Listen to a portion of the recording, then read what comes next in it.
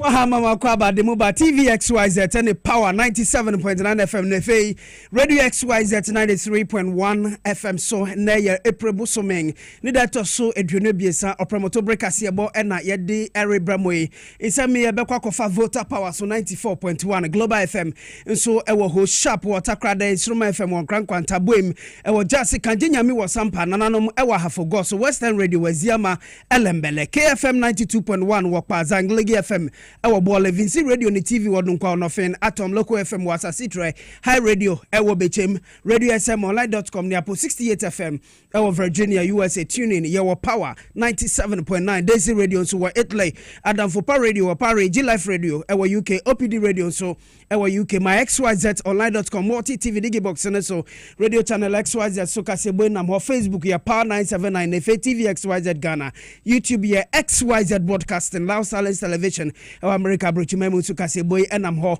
Nyansa Po FM ewo Shama Rich FM ewo Asinfosu Gateway Radio ewo Enkwanta South Otimantem Daba Importe we 101.5 FM so Sunyan so yewo 107.5 FM Sunset Radio Kasiebo enam ho and the fetakwa Importem nyina no ye live ewo ehonom insam no ne bedi mo akoting bi na wiabrebini Ene kwaje for penny ya oda a Center for Democratic Development CDD anu ababonte dia to dwaso o gidi se anamo aye to se Chief Justice ye be yi da free ho na wasie mane memu da ho e magana fo ehunu ne ekoso sanso na mranim ni bako oramatic pebu ekirem se be yi anka omangana yentemu afo penin on resign prekononko Forestry Commission dia to dwa ya wono mo ekyese enano ebede adwaso o nkrofo ni bi ka ho bi na contaminants for wo mate si kwa ebrentu no mo ye adwuma ne se kwa ba so mo ehwehwemu na ebosa afo no a nyade obejeja wono kra saranso so na adweso mahye begwani nso di nsama to gwa kyerem se kwanga ye pese ye faso na yentemu afo panyin yi ni free no kyerem se nsam no etwetwe na so kakra ye kase wo Tamale teaching hospital a kwanche for penny ya no ho mprempren ya de ya born na to pay yi ni de free ho na a doctor for nka bo koyi wo ho nso akasa de afa sanse me ho gold board empenyefu de nkratase bi aba ewo kwan a obetimi afaso na watumi alansesi na oni won edijuma ye ne won ebetwetwe nkomo na enchemu ewo ho no wode amayen adesrama se woni afoforo pi na ka ho na wie ya tena se yede somo se wie aprem to bre akan Kasiebo nyumeko bi adama ene odi a chi wie ma ye somo aseda ne bi ko e dia ma mega cash ubedi sika peche na boa amo asese ma koyi mega cash se de uhia ne so abo *426*5# no ano dem na ona wo sen no afi ex natural mineral water we dwama so ye kan for the ma say ye nzukroje wo no mabebo asiesie we de ya no be na emwa gentle step mother care ye ma no ehu siesie nkwada na gudie mu eho na abekọ no akwaje ne ma papa sanso na Lazarus Logistics so wo boa se de be ya adwene be ya adwuma command be ya adwuma de padua no be sisi ne ho so ntwa de juice ahodo abedwama so eya no be na emwa Solak Natural Clinic de to omo so ane aso ba pomden ya wo mo ya tatahwe kura dutwem ya wo mo so bi ema danti name bomodi ane ko na wo mo mu an adwuma paipa we ye jobs adwuma kwanya e na abeda ho dia ma obi a obesosua conro bo rasta ne de ka ho no number ne wa ha ye de be ma no afre no akwa akosua na so nya nsa no adwuma nyuma kwani afoforo bi ka ho e na wie wo mo de achi e we Kasiebo mu akenkanfo eye me akra kofi dako mene amma poma checheku Kasiebo say live ewo Trinity FM so ewo Bogo so ife nsem no emunchirem ankasa enen private legal practitioner wo young maimu eyo Martin Kwebu ena odi nsem atogwa chirem se be yanka omanga na yentemu afo pen Chief Justice Madam Gertrude Tokonon ai be yanka na nkasa mfani na dingu fem na onyai adwuma no mfantu wo ne nyina enam se sabre abang achim se na adwuma oriye no onfa twere ho kakransa ne yenye ni nsem ne bi nhwehwem Martin Kwebu echim so oye ni samuma ebetumi abu asing se ye betwentwen ni nsem na ase ebefa ebekwa ba se ne a wo chem se wanga suspending ni ne be wi ase kra na fe beba se wanga yi ne di kra na o se numom no eba ne za se bio anhwe ya na nanimonyam kakra owo no cheda emwa papa ewo ho Martin Kwebu echim se ne nsem asifa ereko na kamia ye se nsem yi afa ye maame hu no cheda emwa papa nti o ye ne sa moma ebetumi abo esan se wo susu se na dwuma ye mu no o hwe atemu adwuma no mu no kamia ye se kitahye ne pro ne dwumdi bi akoso ewom nti anhwe ye mbom na wo konsen no mu na ekobase wo hu se odifo wo mu a enumom anhwe ya na de animguase kase mom abranante be yi a Martin Kwebu kyerem se kama mi on resign no nko dragging this matter on in the public domain and everything, by the time we are done, the whole system would have suffered too much. So I think that, look, if we are talking in terms of strategy for our democracy and everything, a resignation is better than going into the committee. Because, look, this is going to open a can of worms. It will rake all the old wounds, the annals expose, everything is going to come up. Everything will be thrown at the system. No, it's not good for our democracy to drag this matter. A resignation will be in order so that everything is curtailed, so that we move on quickly. Because otherwise, going through the whole of this process, then a judgment will come. Don't forget the Charlotte say one. A judgment was rendered, and we read through, dissected it. Oh, come on. And the more we discuss it, then the more we are raking up old wounds. That's why I say we'll open a can of worms, and then the partisan angle, everything. So, I mean, if I was asked in terms of strategy, I mean, a resignation is better than going to fight this kind of thing. You know, I have not seen the petitions, but you've seen that certain excerpts of certain audit reports have emerged on social media that don't look good. They are not. I saw, just like I'm telling you, they were not told that they are part of the petitions, right? But having seen those things, I'm telling you that if we are speaking, and you see, strategy is also law. It's not every time that you insist that, oh yes, I have a right to be heard. I want to go in and defend. No, by the time you are done, and I'm looking at the length of time, and it's not just even that when it's done, the documents will be kept secret. No, as for the outcome, we are entitled to know. You know, the Charlotte say one, it came out, the judgment came out. And you know, even recently, the prima facie determination.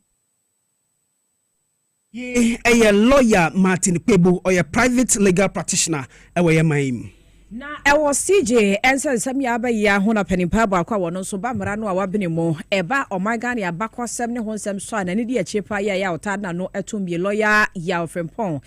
anoche ono so aka bi di atoso ya wo kire se no kwasem ye wo wogidie mapasa na mo wa yera John Dramani Mahama ne NDC aban yeto ewo san hye ho na beboa ama ye keb mami nkeb ya memu ne mo ayire wo de so kra to nchen ya we be ya abakosem wada ho be nse na ho ato wo se de be ya dachi ye kwa enim na se koba ese was ye tu sa na mo bi ati se ya ye bebe ye chie ni aba be fa nkrata ne ahwesa ampa brebi ba ya na mampani John Dramani Mahama ne wo ho na sa bre no wa bra ne ye pese ye chief justice bi efri ho no article 146 no a na eno ne ye yi na ya hyehyere ato wo se mfantu sa na mo nampa sa mampani ni gina so wo de tu sa na mo wo gidie mapasa ya de a ebetumi aboa mane mako ye nra ye Kasiebo mu ye ne di nkomo ma wo kansem no dodo na no pe dwabo ase dwumadie sunso sa kasa ya wo de ato dwa ya wo kire se no kwasem ye esunsuanso ya ebefri sa anamontuo ya mampede John Dramani Mahama atu mu aba no ade ebe nse na ho ada ho na enchima ne ba wo mo nso aba behwem sa nso na ama hodo nso esusu betumi afa sanse mi bi na wo mo etu ho anamo na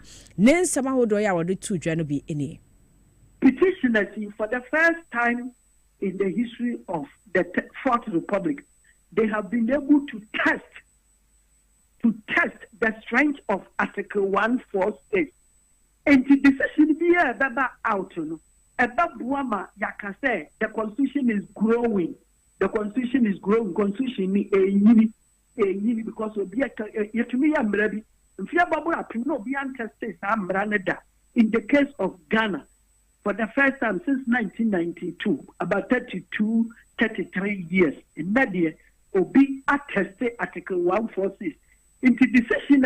out, who said, the next year or 10 years or 20 years, as I'm for Frabane involved with Chief Justice, the Miami, near decide decision where they are told, in Tiama or Jumano and Yadin, and the Mamre Engine, and only a funny precedent, the DIA, when a gray area, Fena, and Lutina Ghana, yes, but when you are pink sheet case, yeah, the court, not Kenya, a beast you hold down. On the far Ghana judgment, and no 2 1 deal. It is a memoir. Now, when we are one Juma, that the Copenhagen and Becon a Buama, other countries, a from common law countries, almost English system, a dear woman, almost as we use nobody. So now we will so tenacity, or maybe to say Nigeria, Canada, and Australia, and Britain, because here you use the same system. Almost so that a guide the world. Into Manu, you say, Yet the best in this Ghana, but we anymore. No, Pierre was a Ghana, the Kabiman can be here because of my Fofro President Bufu, Chief Justice of Hamono. Maybe about the thing called Kromambres, President Bufu, Chief Justice of Hamono, Ghana, dear, and Maraye Juma, the President of Krana and the Bufu Chief Justice here, what the fat and Maraquanshi. Into the Abel, now so many countries have shown us respect. Ebusia way a penny a wabene womra ene ho nsem wo san so a historian ka ho lawyer no che ne ase ne nka na wodwumadi ne so no no PSO kra esan na adwe so emra hye bedwani enso di nkomo na no yera kwabna boaten de na asem a wo kan se wonne yera John Dramani Mahama nyadwene e wa na mo a watu e wo san hye bu na ne nsem wo kan ne bi ni let me who say mistake ya ye nyina ye no na me mfre ni mistake in fact ye need that a very deliberate idea about area. And they say, it's me for the administrative functions of the Chief Justice. Now, DBA a waya ubin tiasieno. And now, DBA a waya is to say a misjudgment in terms of administrative duty. No, not its conduct. The question is, the Ghana could be in with you, Biamana. If you may be in with you, Biamana. If you say, Chief Justice not pay for more administrative functions and also pay for more judicial functions. In administrative functions, obetumi aya DB na obi ne nyadene. And obetumi aya DB krana. In that administrative rule, no results are open when it doesn't mean so you're competent. And it doesn't mean so say we misconducting. If you say young kati young krabra bumuno krano, we take decisions and they don't work. The highest office of the land, your presidency. How many times in our presidency, are taking decision be at the end of the day, a misjudgment. And see, you fun with Nisa. Now the air say, Mameno, syncophobia, you made. Now, Jumana Chief Justice, the administrative rule, the institution, not the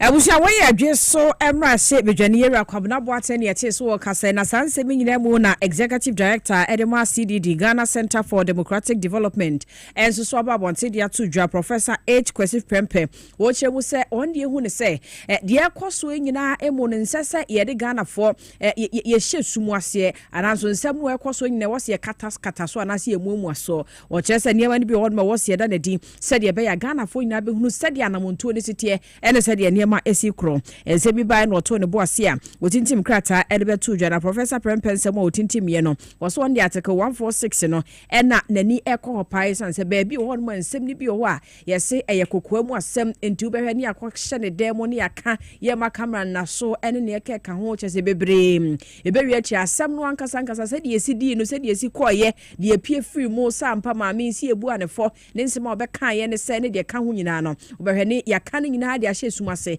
ye mfa ntu dwama Ghana fo hunu bi no se ade ba kwa ma atemu dwa no akwa something which is there no information ebewi achi na se ye de akohye demo a ye nwam e ma Ghana fo ntibi nton de susu se nyame ya adom na wo motena sansem ne so wi a se de besi akobia ne se beko papa mu se beko boni mu a e wo so mbeda na dide kire e ma Ghana fo nyina hunu bi na ye kwa ani mu anso sa e fa no e wo ya mamra constitution ni mu no so e behwe e ho so nya ka ho asem bi a e wo se etu ho na mo na etimi eboa ne nyina mu no ye de kire ya ye hwese de ensem no e besi akọ e wo sansem we emu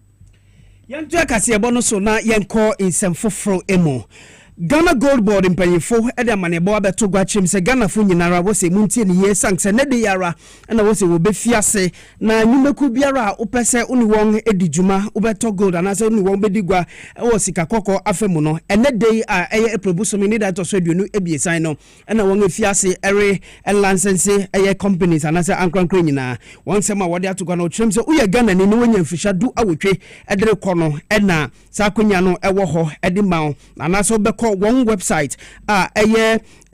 goldboard.gov.gh hɔ na wankasa watumi akɔdi ho dwuma nyina yɛnkɔ ahama ne so na yɛne ɔpanyin a ɔno na ɔyɛ ɔkasamafo ɛde ma goldboard adwumaku yi Prince Kwame Nka na yɛne no nkɔtwetwe nkɔmmɔ no fa mu nkyɛmu pɔten fa ma yɛn categories bɛn ɛna wɔwɔ mu Kwame mu akɔ aba ha yɛ TVXYZ ɛne Power FM Kasiebo so sabre amanebu amudi abɛyi no ɛmu nkyɛmu ankasa ɛte dɛn Represent the radio SYZ 93.1 the county way TV SYZ Power FM na so radio XYZ number tie for ni agbo nyina akwaba na very odi kan kan na akwa ko bi akomejo so very odi kan kan no sabre juma na ye nyina ye twen se ye be sha fi be dia bo ama o my Ghana na gold so mfa so ese na o my Ghana etumanya no na sha fi mu na ye tu no na kokobwa ye bole se we ye amanfrani yedi kanka so we dey uni akonya gold dwedie na precious minerals dwedie no we don't be baba forestry but sabre ya ye cafe no oma omo betima baba de licenses no ebugu ahodo ye wo self financing aggregator license your buyer license tier 1 and your buyer license tier 2 minga na ya sheda to ye bo afia timu ache ehun sikasem ene enoma ye de nya free wo anta na won cancer licenses awodo nyina ewo your website no na said the bay amount for beti the arsenal website no goldboard.gov.gh goldboard.gov.gh na me tra amount for na mo ko website na then ya yesi akre normal ewo ho no eya no nya ntobo ase no akenkan hu said the bay obenya ho ntiase ansa na wa share eye dwumadi no ase ne ka say wa share dwumadi na ase anhye ba ebetwa boa mo nya license bi nyina no so ye kuruche e de gu ye website no so na licenses afodoa eno so ye wa kwenya say ye betumi issue e be a refining license, smelting license, fabrication license, storage license, transportation license, importation license, and the account and the July bosome no afie mu July 2025 bi mu no and the special year e be kwan no amount for abe apply but relevant information about nia yejinama your policies acquire your paso your juma na your juma no want to share ni na no make a good board juma want to share ni na no go buy your website goldboard.gov.gh bia wo question bia opeso bi se bia no so your interactive section and after interactive port bi wo your website na wo kwa e bit ma boana question bia wo bia ubisa no and terms one no you be ya no e dia amount I think so Senator Carol bit of send a message at the about good board our website no so I say about foreigners no so dia na ma me say this dia foreigners no dia say dia by 30th of April no was a local gold trading industry in Manasa market no now we are foreigner now preach that directive we are I say a constitute a punishable offense under the Ghana Gold Board Act 2025 at 1140. But we are foreign and as a man friend here, there's a window of opportunity, and that opportunity is that you may have to apply to Gold Board to offtake gold from Gold Board.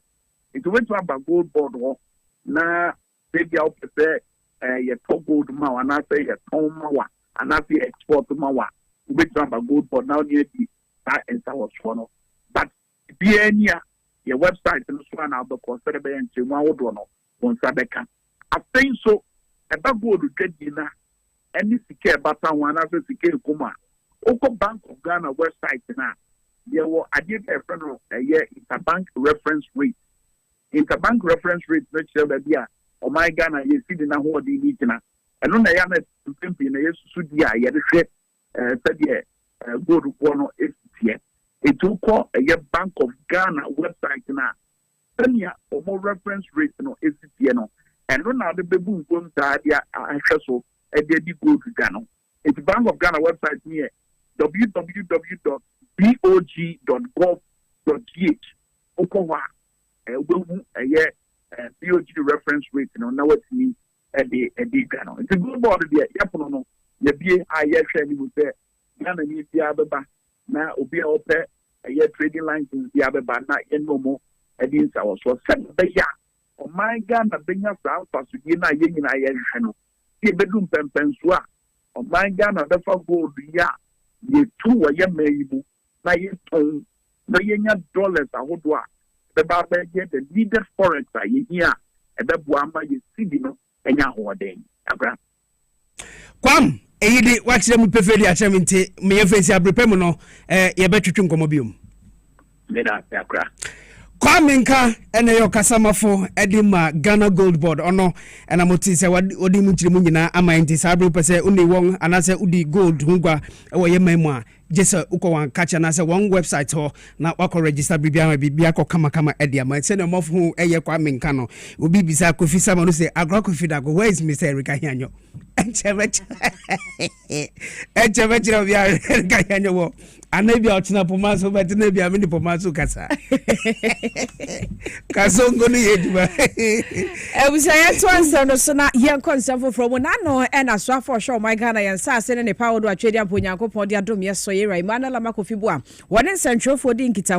odie ne mu no de to Jaya watches and now contaminating company limited or me adwuma yama won mutumi se wo mo eni eye eska kwa hujumedi e wo samra boy ne important mo se de wo mo body rata no ni forest ni mu ama ho no wo mo akwagie sia wo mo di dwuma na dwuma wo mo di ne kwasem ne se enye o maga na nsase nkwa na ese no nsuansu ane ade nyina ka ho a ne nyina ese ye no keka no che se wo mo nya kwanya ewura kwaye ni mu a nanya wo mo ankasa adwene ana wo mo ankasa tumi bi no mo di rem na emum wo susu se Forestry Commission fo bi nso ka ho ba mo fo bi nso ka ho ya wo mo nyina ne wo mo kwa apamo a ya ma wo mo kwan ama mo si sa kwaye brentu ni mu a wo mo tu sa na mo no na sa se mi wo mo ni de eche ya wo mahwehwe mu pa ye nya semketoa ye no mu na wo ye no nsi abra Kasiebo mu no ye ne deputy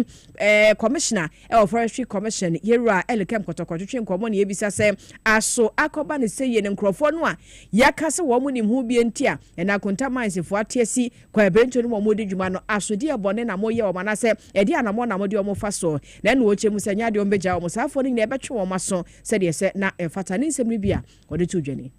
I'm the minister ase any ejuma on so here and I'm so pese obwa omanpenye his excellency John Dramani Mahama na ye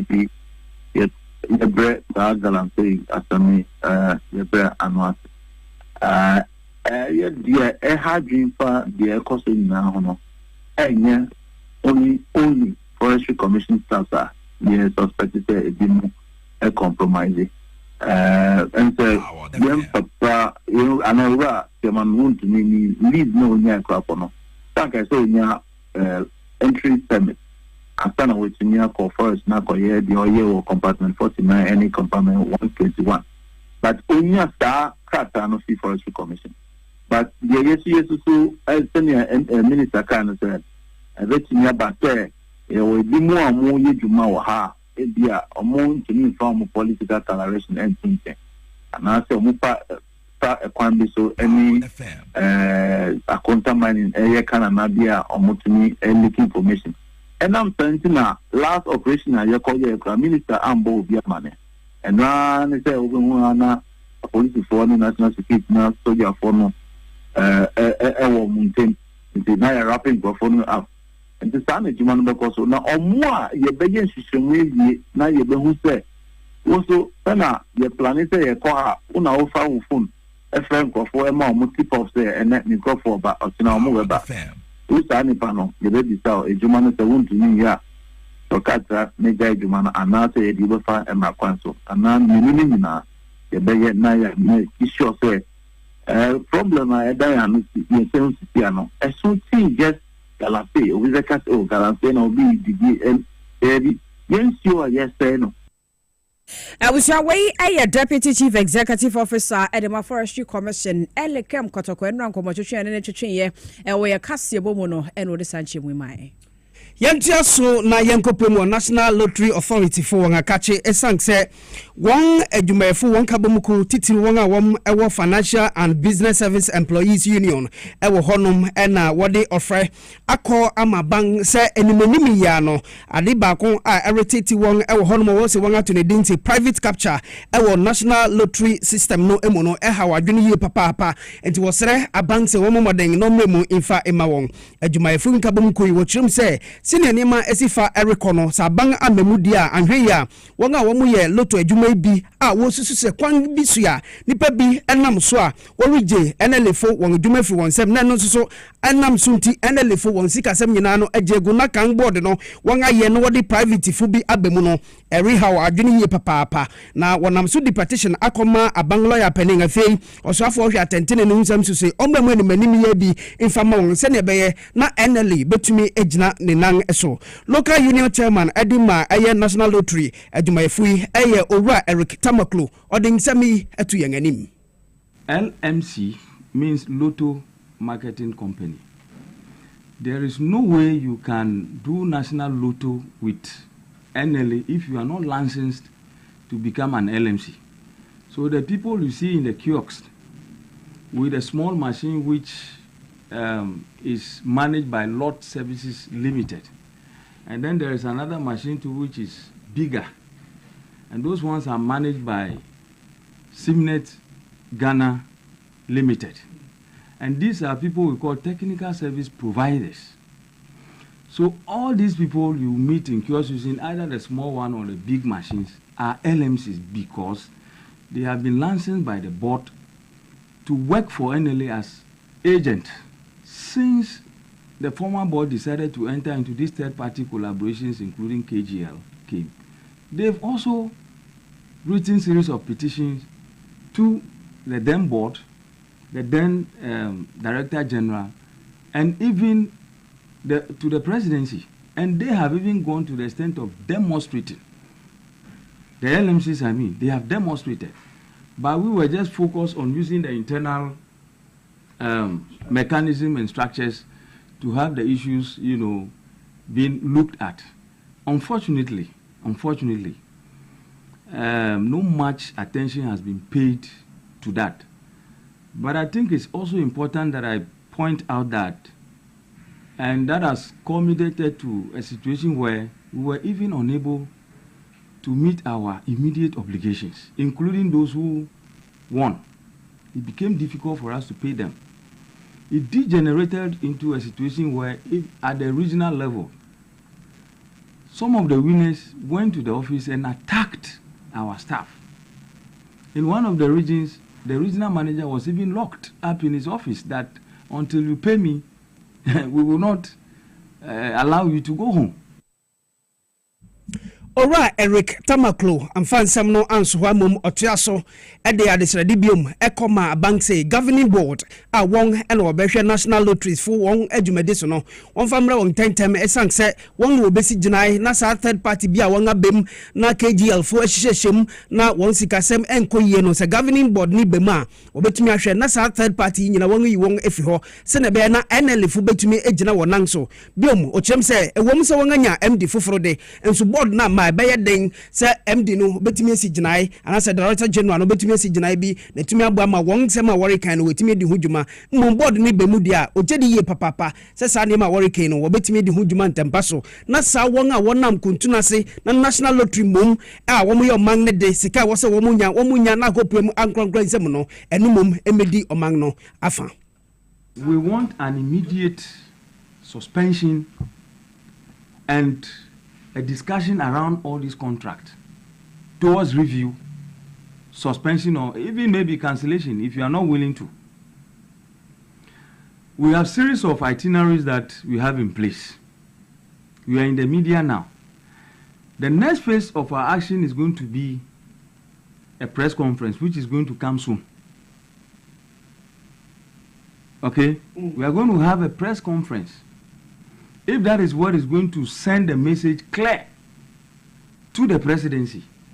we will do that. After that press conference, we intend to even send the petition to the president. The last stage of our actions that we plan to do is that, I mean, all these third-party contracts, we own the machines. It's for the state. We draw, and they use our draw machines for their business. If nothing or little is done about this, to the extent that we believe that these contracts are in sharp contravention with the Act, and there are clear evidence of an audit report, not to talk of the challenges we are going through financially, we will stop the draw from happening. We have done it before. It took the intervention of Labour Commission and dialogue. So if nothing is done in the immediacy, when we stop the draw, it doesn't even become a matter for just Ghana alone, because the international community, especially Nigeria, they feed on our draws to do their business. Ora Eric Tamaklo, or local union chairman, Edima Jumayefo, Awomu Juma, National Lotteries Authority. Yen to ansem so na yen ko yenim na eba be de adwase so for your show my Ghana apom de ensem so ye wakwabna minta kando wakopie mom e Tamale teaching hospital no ko ye na ye de obi aba emergency ko wi akire kwan a ye fa so a wo ya no ye dada no na se niema nche da nsisu wi ntinam so e ma papa na nam so hwe ne nkwa ho nsensem bebre na so de na ene ne atenkra se pani a wo no eye kwanchefo wa ya sabia ho no prepare ya bo na situo na nam so bi miera kando akasa na ansa na ne kan ko hwe nsem ni bia e ko so e wo teaching hospital wonam so masa e update we by even the minister, you should look at the way you are behaving in front of me. So you can imagine how I'm trying to explain. You can imagine how I'm trying to be no, but you see what you have is how can you behave like this? So it means that you're doing worse things here. It means that you're doing worse things here. Boss, please. Honorable, please. I mean, even what you're superiors, look at how you are arguing. There's a problem here. So if a commoner comes here, can you imagine what how can somebody talk to this man here? How will he be able to communicate with people here? Civilian comes here, how will he deal with it? That's the problem. Told me that there's one here and there's a staff. The staff also have one here, and that's why you brought me here to come and see. Yes. Is that not the point? Meanwhile, it's not accessible to the patient. No, it's only accessible when the taps open. So that's the situation. So for a while now, water hasn't been flowing in there. And that's why I wanted you to see. You see that there are sachets. People enter there and they use sachet water and then just dump it there. And that's the situation. At least, even if it is not being used, you can't clean the place and lock it. There's no water. No, you can clean the place and lock. There's no water to scrub the place. You don't have water to do anything. You can't make arrangement for the tankers, yes. the tankers to bring water, and so you don't have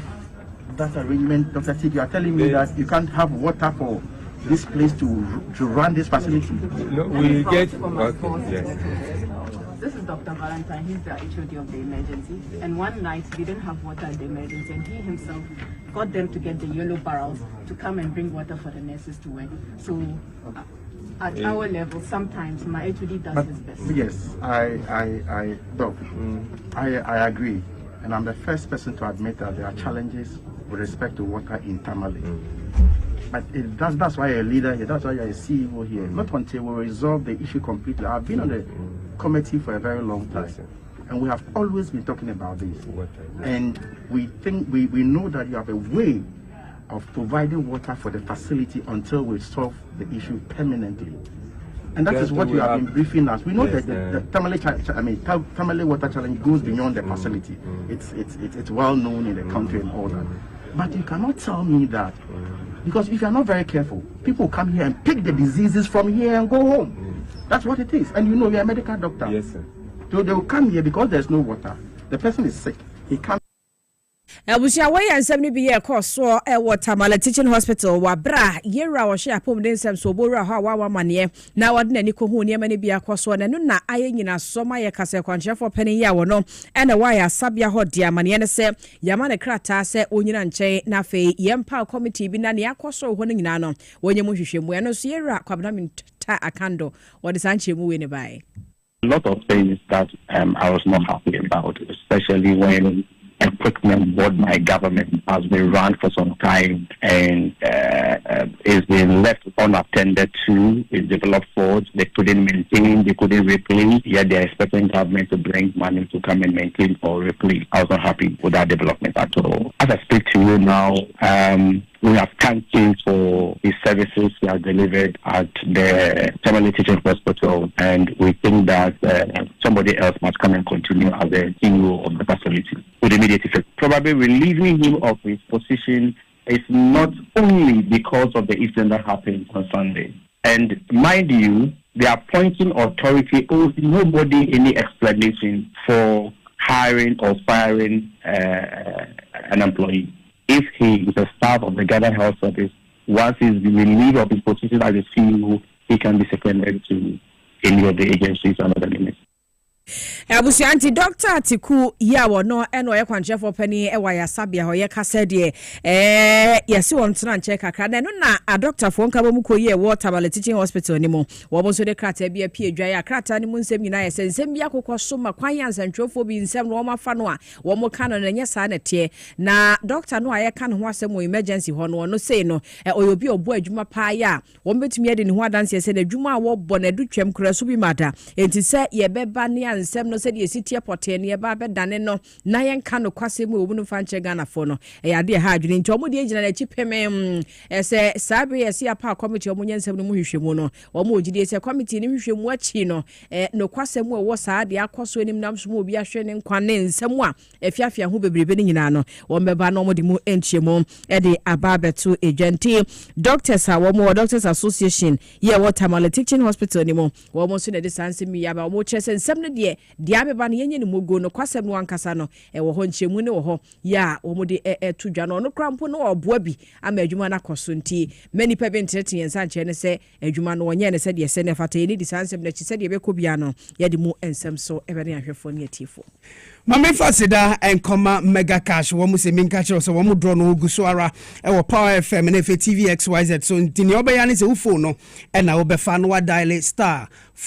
*426*5# na say was selected 1 to 6 boxes nibi na obetimi edin kunomotimi we need to the tune of 500,000 Ghana cedis a mega cash ne obeya nje wo ebata ho ani say we obi afri na wenye mfishado awotwe ya 18 years a uri ntumi enye bi na mom 18 years na above no na say obetumi edin ho agem ti bomodin fa phone no na dial *426*5# na select boxes nibi na sa akrade ye name national lottery for ye gina one characters platform ne so na ye Erebramonti nso fa ho gemu bi ex natural mineral water yan super papa pachokope bi nanom ebetimi abu Food and Drugs Authority mpanifo won age atum pedodo wetu ono afre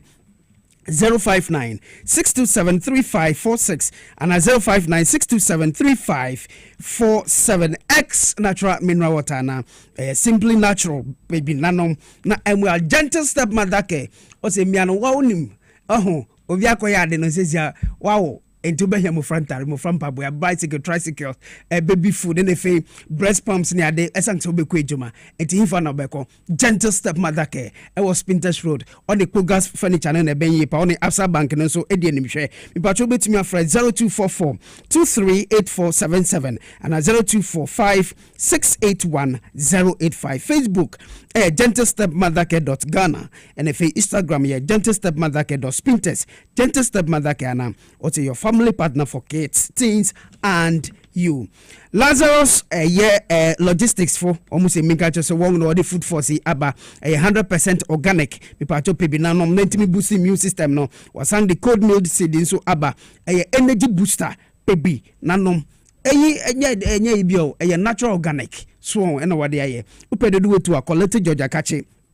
ewo tema community 5 and as a Kata Life organic shopper won ewo Medina Malcolm no won chipe Politan kwati poni so womuni mosque no kasini pano nedi enim hwem pacho betimi afra 0539982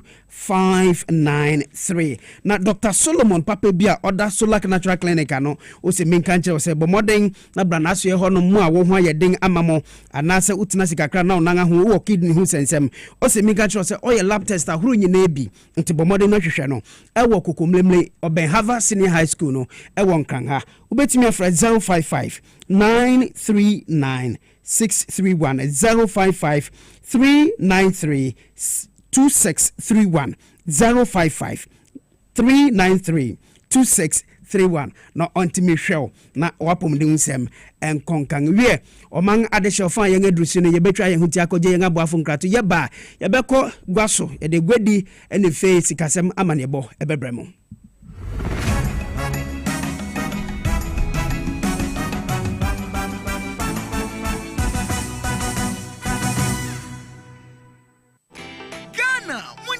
Ye watch ya channel afedie FPA ohiani ahochira no to atwa mega cash lucky box and ebe diwe hujuma where ye game wa ube diska instant cash prize for phone number short code *426*5# and no a pay cry Mega Cash Lucky Box. Enya dem krasa obeto. Dial short code *426*5#. Our all network. Follow prompt no. Na choose Lucky Box. Na resike ehwem no. Ni nyina ya wodia.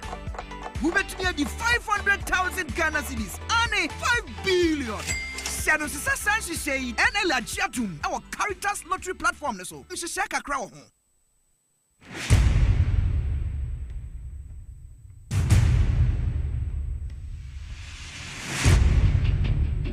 The average human body mass should have at least 60% water for optimal performance in any physical or mental exercise. We can help you maintain it naturally.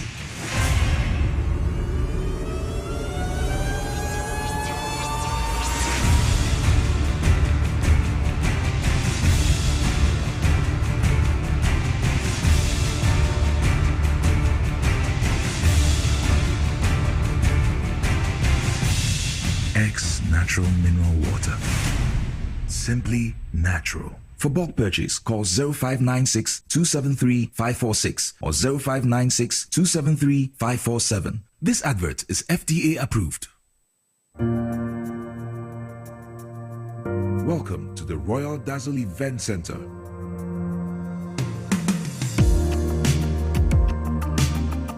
With a lush and well-maintained lawn and garden, you are assured of the best serene and comfortable atmosphere to organize all your family and social events. Live the royal moments here with friends and family. The hosting capacity of 600 to 800 people makes Royal Dazzle the most versatile of places to host weddings, parties, funerals, conferences, concerts, and many more. Create your memories with us. Call us for inquiries on 055-814-8585 or 024-620-2144 or pass by and speak to any of our friendly staff. Locate us at My John, close to Zoom Lion headquarters. Royal Dazzle Event Center, creating memories.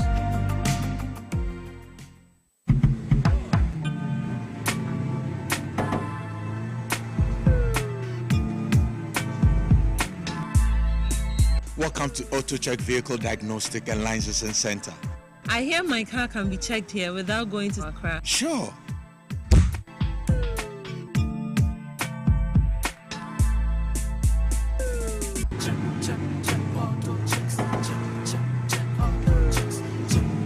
Emission, check. Alignment, check.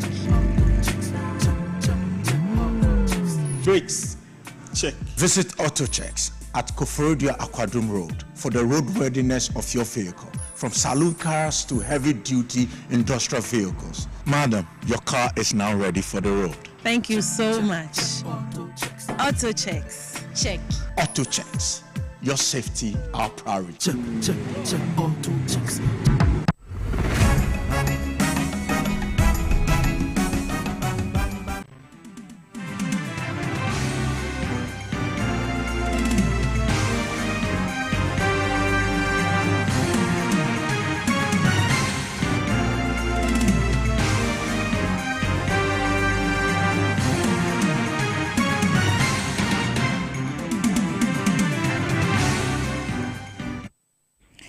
Yamu Akwaba and Famra TV SYZ and Afen so Power 97.9 SO and Radio SYZ SO Premtobra Ekasia and Wasugusu with your Fredrus on your Remu Ewa Jamai so near Quaquashan Sama Etoja Ewa my Ganamu. One more would disi Keja die Ewa phone so metre a mobile money transactions Ahodua Ewa my Ganamu and ne one more Akasa than Sama Tuja Warden Dise Yesha and ne Chronoba man of woman so Ewa Sam mobile money and one sansem you so ano odi ye pa enu intimate si bonten ene wo manfo a wo mo eyusu mobile money edi di djuma eye business ahodo wo my Ghana mu ekotwetwe nkomo ehweye sen ena wo mo experience ene wo mo a wo mo fraud nkrofo ewo eye mobile money ehun sansem no sen ena hun sam esitie na wo mo kyerɛkyerɛ mu edi nsem sei ena tudwa phone so inti checky na we return mom na me name say this I say MTN be friend not individual na be friend it's about me to win your victim the number be friend wa emfa wo won san me nya MTN for a number na oboa obehye da be wazan o me disca bia to mama o yes wo kwa ye we ape na wo code man pe obetwe usika nyina enti bibi sai we ya me mfre azan for the one ye de bia obo ha obo ofre one obo din straightforward asumasi oh me send this will be na my music a better phone so and the kind of person ka osande scan send one and the utem to now bo pin asamato and to be the to say obia obi be osande na obek from say wa send this kind about phone so no me feel no say number be from na nipa no like is about obisa o say ni sika bia be di ho ana me fa wadwen ma no no me fa wadwen ma no kra 1000 cedis omo frame me no first of all ba ku frame me and o ka say free MTN office na obi be frame me aka try me say me bo code bibi say omo ye fraudsters mami fi and am ka say okay so ancha bia na message by see 1000 cedis at my account it was 1027 and a guy be frame see oh why mistake was send this car amana by see me account so intim osre me na scan ni mami yari o de kwa say ni say mi su when me guys say me dey send am na o ka say me bo code say me nya say into try me steps am me try film san mami sika and away and obi also oba odi nkomo na be hia nti nkomo no ebe ya ode weni su betete no na nipa no wa fraud woko so what I can tell mumu vendors is you should be vigilant, very vigilant and emma even say nkofo gina na nipa no po your customer mpo no abaso pentema just tell him or her to have patience so that obe show mo aban we are then attend to him or her na chese Ghana this year be adwenkyerɛ wɔ makyerɛ ɛfa mobile money ɛyɛ fraud nsensama ate say ɛwɔ my Ghana mu ebi ne kokotie ne nyinaa yɛmfa ntu yɛ hofo na yɛma yɛni enda wonom se number bi from no betoto wa no fa osika wo fon ho so ho a na chese waye ahweye e wo honom tinakra megina we so na mede adwadie mu nsam no esi e wo ahanom se medi ene nana adwoa kwatwa akra ene poma e de prem to brekase no eto aso Medasi kwatwa na yentu Kasiebo no so dia na convener edima Young Progressive Network ne ding de ora Patrick Asford Bwedu ode nsema to gwachem se ebeye na honedi nse be konkan ewo wejagba we mensi ne mumtino ena no wo frɛ ne manfo nyinara se ne be nsuto a wo be nya se ne ma be konkan de ma woni ntino wanko ye nsiesie adwuma ewo hono ma won ene mensi no ebu a won ma otumi ekoye asa nsiesie no twem se obi biara mfa ne hunya mu bi na honedi nsem ekonkan ewo potem ho. First and foremost, no matter the governing board, Young Progressive Network, any your president, any all the executives, any mwaya, omode eboye. Anytime you be yes our program we DJ levy and I say to boa among the executives, any governing body, no. Now you who say we na no to me should be because our project we are any project kitwa. Enti say aban impeni for especially regional minister honorable Linda Oklu any affairs to local government minister honorable Ahmed so me abaye mwa and affairs to other businesses or omo your electoral area no omo we na eni say omo mayen ye ba omo ho e wo so omo kwampo mutumi entwe embe because say environment ne very cleaner and na it me attract businesses say na ebe ya emeburu no so a omo wo area mu no ho no so omo so betimi enya bibia ya because you say cleanliness is next to godliness. Enwechi Abdullahi te nene a no so yo hene won potamo so one yanga maniboni Alex Donko e kasa fa side medino ho. ya me di tu timamufo ana obi a otie opese omboa e bia no let's say omufa mboa mbreye because akande e di adwuma no eye di maye sometimes we shall see no say me boy clean up exercise and me renti tools are ye di adwuma but enam young progressive network adwuma di kese ombeye wo blogu no ama omuma ye tools any equipment are ye di ashase nti ene say ye ba be share adwuma ya asi yantimi anko renti mi ama bia enkania omudi ma ye no nti me ka say nyama omudi abre no aboa ye pa ama ebema yadwuma di na epese ye di wo blogu no ebe koso nti obi a otie ye bia na obi a ohwe ye bia no ye hia equipment a ebe boa ya se ebe ye adwuma na ebema ye adwuma die no adimu ana ebe ko ntem eyi Abdullahi Tainene oyohene ewo weja gbawe important abusia obi a eba etirebo siese yebo conrola unimbo ananso rasta unimbo ho ha ye ma nipa be chan atime de donhwe be mienu bo wo mu nyina ti kama wo ho ye fe ma bibia koye de na etie na we asem ya de ama wo salon bi wo hacho ya wo pe obi a onim conro bo pa na osanso enim rasta bo ane ho ha na wafa na wan adwuma bosome so ma 1500 Ghana cedis. And yes, small money is a capa. Ye bet you any ma be diama wonti. So we are buy your kama. A man money be so crowd boat to kama pa. And now bema na obo conro bo rasta kama. Now pe juma unya be ya. Salon bio hacho ya o pe obi. E was a kwan sunti fanam be ne fresh ya. Na onzo so ekobo 0246 47 3271 0246 47 3271 wo freno na wonu akeka bibia kama bosome me say 1500 eye pa inti bomodi ase obefre na wakwami am adwumen we no manga de ha na brina de jobe maye kwangna na area promoto break Kasiebo no yedi ni nyina robesi ediama Umar Ibrahim pamocho eni se na akofa young girls no nkono mkosua de wate 1500 years kuma Umar Ibrahim na area bre mu ha yana ye bekinkan nsame edema mo na area bre meeting de Accra Kofi Dako mene ama poma